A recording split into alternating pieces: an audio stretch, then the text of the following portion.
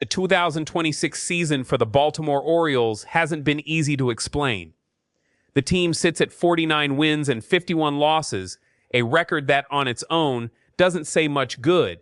But that's baseball for you. It likes to mess with people that way. Even with that mark, the Orioles are still very much alive, sitting just 2 games back of the final American League wildcard spot. That mix of frustration and hope is exactly what's defining the mood in Baltimore right now. And it's exactly the backdrop for the question stirring up the front office. Will the organization trade outfielder Taylor Ward before the trade deadline, even while the team is technically still in the playoff hunt? Over the past few weeks, the Orioles front office has been shaping the strategy that will define what this roster looks like by year's end. And Ward's name, whether people like it or not, has become the center of that conversation. I'll admit, when I saw that 49-51 record sitting next to 2 games from the wild card, I had to read it twice. This isn't a bad team, but it's not exactly a team imposing its will either. And it's precisely in that kind of uncomfortable middle ground where the trickiest trade conversations tend to happen. In my read, the fact that Baltimore is still mathematically alive doesn't really change the front office's actual calculus. What it does change is how that decision gets sold to the fan base. You've probably noticed this pattern before in other seasons. When a player is close to free agency and his salary is low, he automatically becomes trade bait, no matter what the team is doing in the standings. That's basically what's happening with Ward right now. Think about it with me for a second. A player earning roughly $4 million for the rest of the year, putting up solid numbers, about to hit free agency in 2026, that's basically a giant available sign hanging in the clubhouse, even if nobody in Baltimore wants to say that part out loud. According to MLB.com, the coming weeks will be decisive for the organization as it finalizes its trade deadline plans. That's not just a figure of speech. This is literally the window where decisions like this tend to get locked in or scrapped entirely. Ward's salary, sitting around $4 million for the remainder of the season, makes him an extremely attractive piece for any contending team that needs outfield help without taking on a heavy payroll hit. Add to that the fact he'll be a free agent at the end of 2026, and it's easy to see why contenders are already circling. Looking closely at the numbers, the interest makes sense. Ward is hitting .251/29/26-1 across 99 games played this season. On its own, the batting average might not jump off the page for casual fans, but that .389 OBP is the detail that grabs the attention of any serious analyst. And there's more. He leads the entire league in walks, with 79.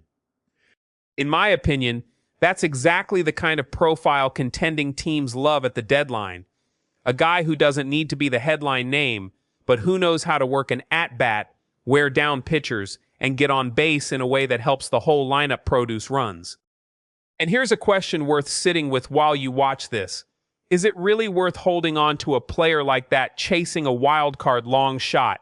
Or does it make more sense to trade him now, at peak value, for prospects that strengthen the farm system? Think through the scenario with me. If Baltimore keeps Ward and still misses the playoffs, he walks in free agency, and the team gets nothing back for him.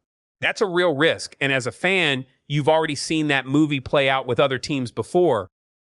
The organization, according to recent reports, is weighing exactly that dilemma.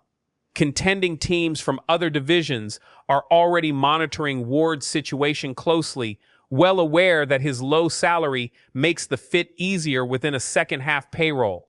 For those teams, trading young prospects for a veteran with an OBP above .380 who leads the league in walks is a calculated, controlled risk investment, especially with October in mind.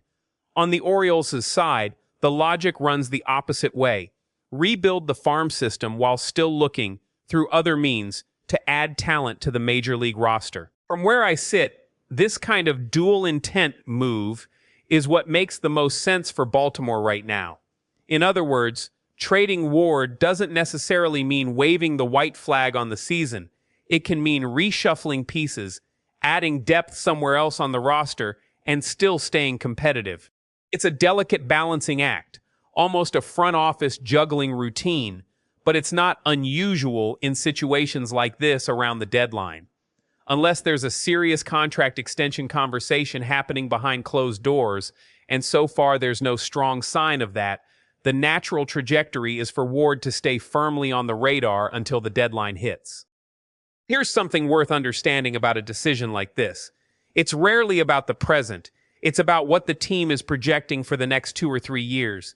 2 games back of the wild card sounds small, but by August that gap can easily turn into 5, 6, 7 games.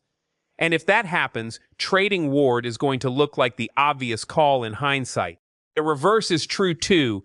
If Baltimore strings together a good run over the coming weeks, keeping Ward could be exactly what separates this team from a surprise playoff run. At the end of the day, what we've got here is a genuinely uncertain situation, and that's exactly why it's worth following closely. The Orioles are in a rare spot, not sunk enough to sell everything without hesitation, but not strong enough to buy with full confidence either. Taylor Ward has become the symbol of that uncertainty, a cheap, productive player heading toward free agency, with numbers that catch the eye of every contender in the league. The front office's decision over the coming weeks is going to say a lot about how Baltimore actually views this season as a real shot at October or as a transition year dressed up as opportunity. Neither red is wrong. And maybe that's what makes this moment so interesting to watch play out. So here's something to sit with as a fan. Is it worth dreaming about those 2 games right now, or is it already time to start thinking about 2027? If you want to keep following every update on this situation and everything that happens around the Orioles' deadline moves, subscribe here on the channel.